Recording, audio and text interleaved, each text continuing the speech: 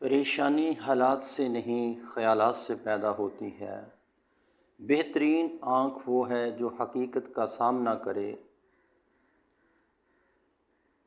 دنیا میں سب سے مشکل کام اپنی اصلاح کرنا اور آسان کام دوسروں پر تنقید کرنا ہے۔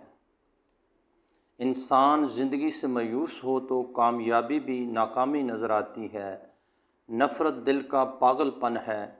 جو آدمی دوسرے لوگوں کے عیب کی تلاش میں رہتا ہے، اللہ تعالیٰ اس کے عیب ظاہر کر دیتا ہے۔ سچ ایک ایسی دوا ہے جس کی لذت کڑوی مگر تاثیر میٹھی ہوتی ہے۔ جھوٹ بول کر جیتنے سے اچھا ہے تم سچ بول کر ہار جاؤ۔